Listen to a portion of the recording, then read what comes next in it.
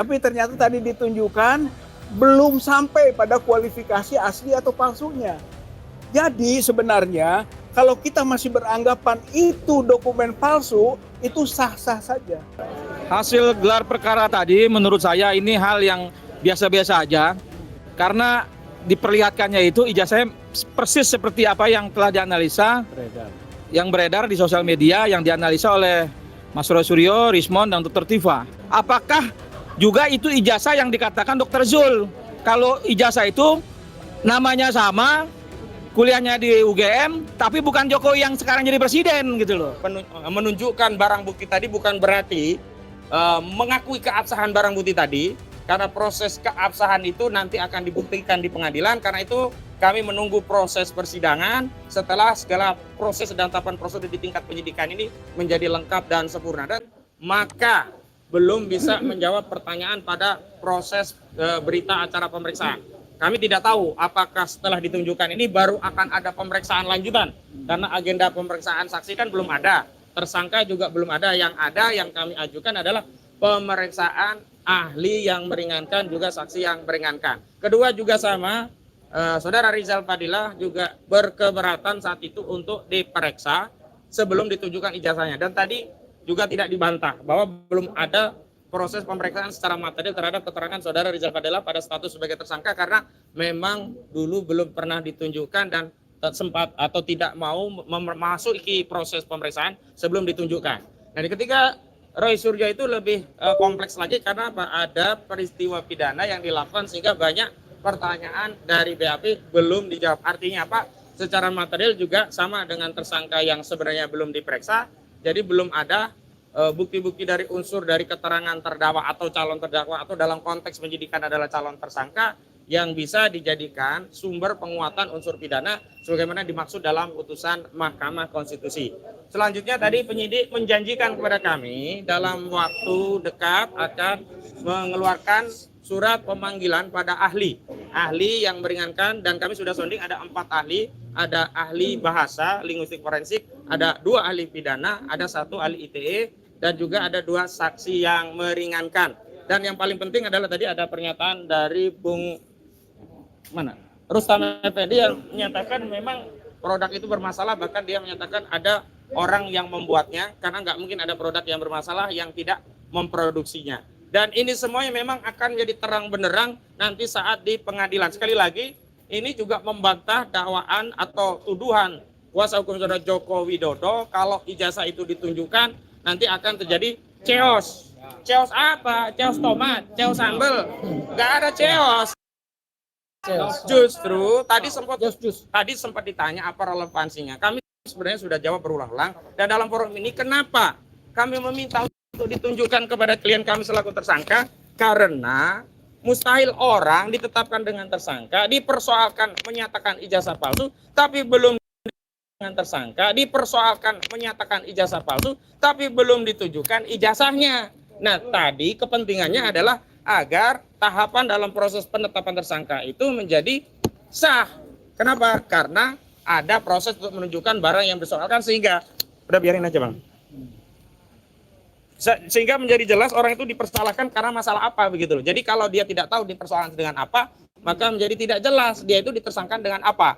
Jadi sekali lagi statement Saudara Joko Widodo juga kembali lagi terbukti berbohong, yakni ternyata ijazah itu bisa ditunjukkan oleh proses gelar perkara khusus. Tidak semuanya harus ke persidangan. Tapi sekali lagi menunjukkan barang bukti tadi bukan berarti mengakui keabsahan barang bukti tadi, karena proses keabsahan itu nanti akan dibuktikan di pengadilan. Karena itu kami menunggu proses persidangan. Setelah segala proses dan tahapan prosedur di tingkat penyidikan ini menjadi lengkap dan sempurna. Dan kami tadi sempat ditanya di dalam, ada proses untuk mengajukan pra peradilan, kenapa tidak ditempuh?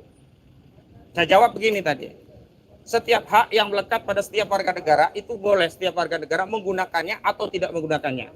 Hak mengajukan pra peradilan ya hak dari tersangka atau ahli warisnya atau keluarganya. Hak untuk mengajukan gelar persangka juga hak dari tersangka atau kuasanya atau masyarakat yang mengajukan dumas. Karena itu hari ini kita mengajukan proses gelar perkara bukan berarti mengesampingkan prosedur pra peradilan, itu juga masih kita pertimbangkan. Tetapi tadi kami menegaskan, kalaulah proses gelar perkara khusus ini bisa menyudahi proses penyidikan ini, ada evaluasi di internal polisi bahwa ada seorang tersangka ditetapkan tersangka tapi belum pernah diperiksa dan itu menjadi cacat formil, tentulah koreksi melalui institusi Polri secara internal ini jauh lebih baik ketimbang dipaksa oleh lembaga pra peradilan.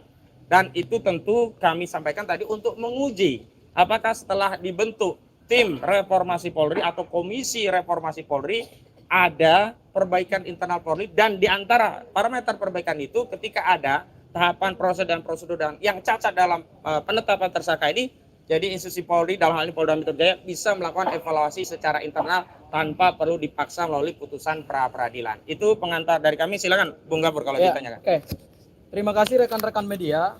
Pertama, kami menyampaikan terima kasih dan apresiasi kepada penyidik Polda Metro Jaya yang hari ini melalui satu proses perdebatan yang sangat sengit antara kami dengan tim kuasa hukum Pak Jokowi terkait dengan ditunjukkan barang bukti ijazah Pak Joko Widodo, tetapi tadi langsung dipimpin oleh Pak Direskrimum ya, Direktur Tindak Pidana Umum Polda Metro Jaya, Imanuddin, dengan meminta persetujuan kepada semua pihak. Alhamdulillah, ijazah yang selama ini kita tunggu-tunggu, ijazah yang selama ini kami pertanyakan, kemudian ditunjukkan kepada kami secara terbatas. Nah, ada 2 ijazah yang ditunjukkan tadi, ya, dibuka dari segel, ya, yaitu ijazah SMA Pak Joko Widodo, dan kemudian yang kedua adalah ijazah sarjana kehutanan UGM. Yang pasti, ijazah Pak Joko Widodo tadi itu tidak berbeda dengan apa yang selama ini beredar dan apa yang dianalisis oleh Mas Roy Suryo, Bang Rismon, sama, ya, yaitu foto Pak Jokowinya sama, kertasnya sama, di bawahnya ada sobek-sobek atau bercak itu, ya. Kami tadi melihat tapi tidak boleh merabah. Ya, jadi clear bahwa ijazah Pak Joko Widodo ini sudah disita dan sekarang dalam penguasaan penyidik. Disitanya dari tanggal 23 Juli 2025, kemudian berita acara penyitaannya juga tanggal 23 Juli 2025 dan penetapan pengadilan terkait dengan penyitaan itu 24 Juli 2025 dari Ketua Pengadilan Negeri Surakarta. Catatan kami hari ini ada 2. Yang pertama adalah kami kecewa kenapa Pak Joko Widodo tidak hadir. Karena tadi ada 3 pelapor yang hadir, yaitu Andi Kurniawan, kemudian ada Samuel Sweken, dan kemudian ada Licumanan. Kan ada 4 pelapor. Tapi hari ini Pak Jokowi tidak hadir, kami sangat kecewa.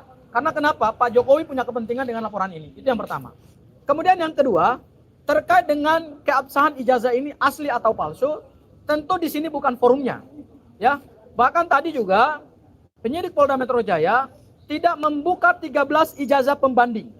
Jadi belum bisa kami lihat ijazah Pak Jokowi dengan 13 ijazah yang konon katanya tadi sudah disita. Memang tadi diperlihatkan kepada kami, tapi masih dalam kertas segel. Jadi tidak bisa dibuka oleh penyidik Polda Metro Jaya. Sebenarnya untuk menentukan suatu ijazah ini asli atau palsu, berdasarkan laboratorium forensik yang diatur dalam Perkapolri nomor 10 tahun 2009, tentu kuncinya adalah pada ijazah pembanding atau dokumen pembanding, ya. Jadi meskipun ditunjukkan oleh penyidik Polda Metro Jaya kepada para peserta gelar, tetapi secara hukum pembuktian itu belum bisa menjawab apakah ini ijazah asli atau palsu. Kenapa? Karena ijazah pembandingnya itu tidak dibuka, ya. Kami tentu melihat bahwa ini masih menjadi tanda tanya besar juga.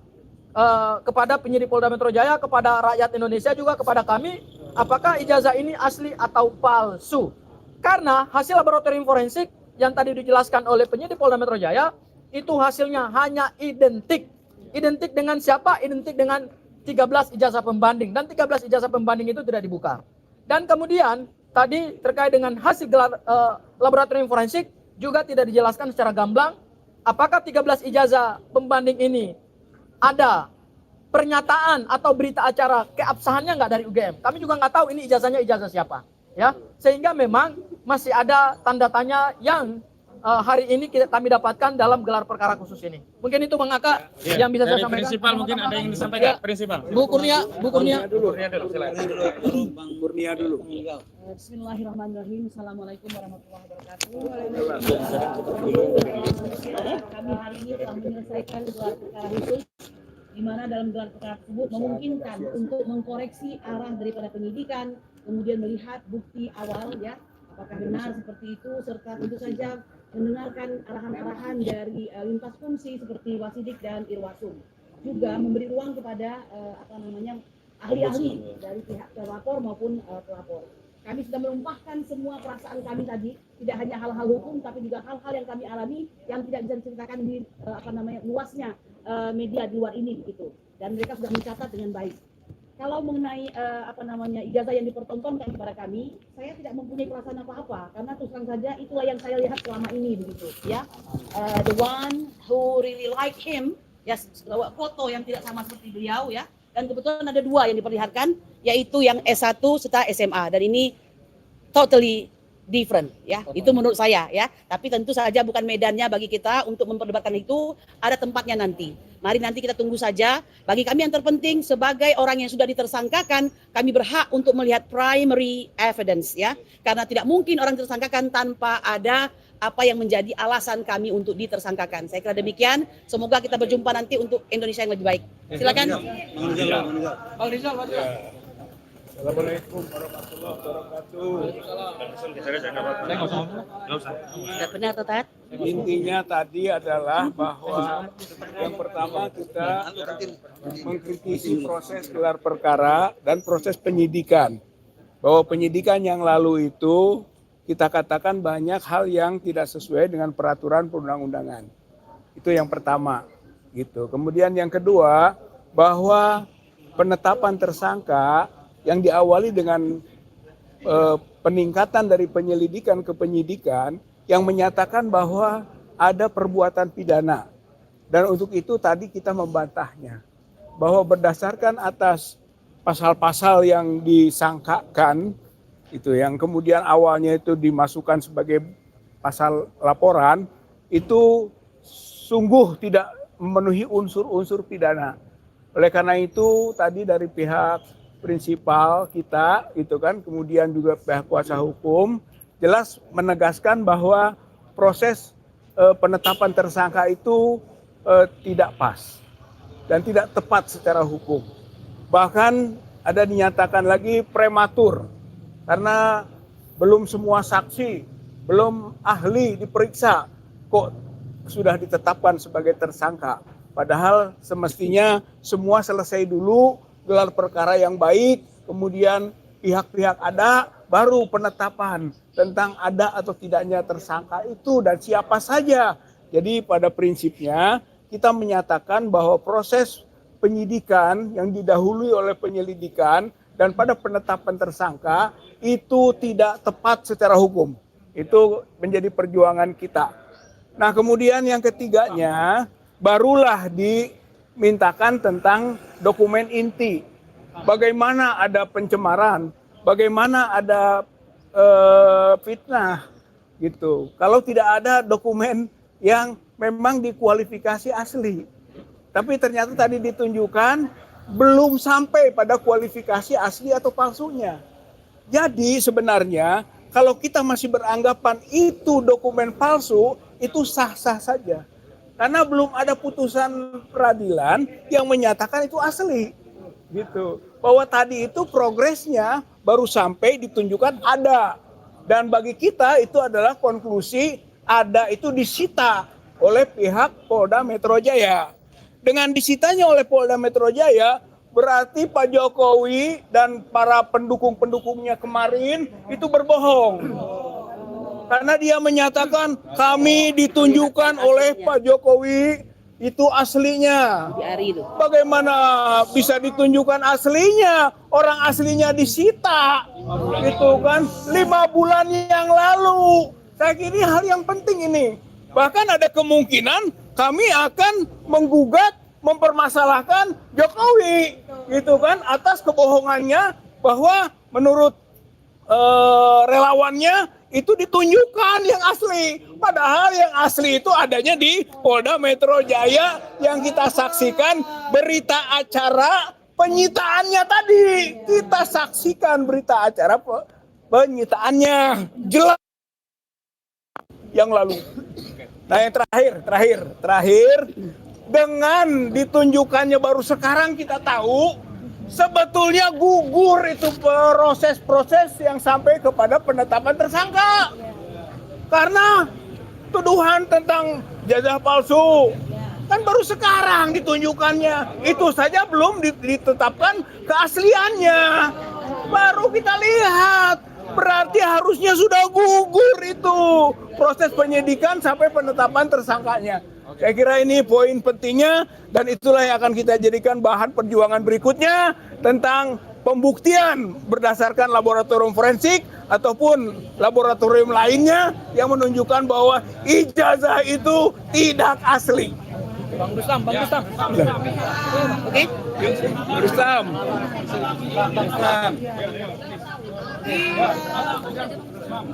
Nah ini, Nih. Ya. Oke, bismillahirrahmanirrahim. Assalamualaikum warahmatullahi wabarakatuh. Hasil gelar perkara tadi menurut saya ini hal yang biasa-biasa aja. Karena diperlihatkannya itu ijazahnya persis seperti apa yang telah dianalisa, yang beredar di sosial media, yang dianalisa oleh Mas Roy Suryo, Rismond, dan Dr. Tifa. Justru saya malah meyakini itu fotonya siapa, kacamatanya siapa, mulutnya siapa, rambutnya siapa, telinganya siapa, kumisnya siapa gitu loh. Nah artinya akan tiba ini nanti di pengadilan, saya malah justru yakin ini palsu gitu loh. Karena yang dianalisa tuh nggak jauh persis seperti itu gitu loh. Nah, oleh karena itu saya berharap dukungan seluruh rakyat Indonesia untuk membuka sebenar-benarnya apakah itu ijazah milik Jokowi, apakah juga itu ijazah yang dikatakan Dr. Zul. Kalau ijazah itu namanya sama, kuliahnya di UGM, tapi bukan Jokowi yang sekarang jadi presiden gitu loh. Nah, yang kemarin jadi presiden. Kira-kira seperti itu. Wabillahi taufiq wal hidayah. Wassalamualaikum warahmatullahi wabarakatuh. Ya, penutupnya ya, saya kasih tahu dari hasil gelar itu bahwa poin yang didapat benar pihak dari Polda memberitahukan, namun tidak sempurna dalam pemberitahuan. Kenapa? Karena pembanding yang 13 itu tidak ditunjukkan. Seharusnya kalau equality before the law, adil, fair, tunjukkan saja, kan nggak repot gitu loh. Supaya pembanding itu bisa kita lihat dengan hasil yang dikeluarkan ijazah dari Joko Widodo Presiden ke-7. Nah ini tidak, nah karena tidak saya juga heran kenapa gitu loh. Padahal pembanding itu tadi yang dijelaskan oleh Bang Sangaji ya dan Kozi itu penting sebagai bahan pertimbangan bahwa ini adalah asli atau tidak pembanding. Saya kira itu aja, thank you. Assalamualaikum warahmatullahi wabarakatuh. Ini siapa?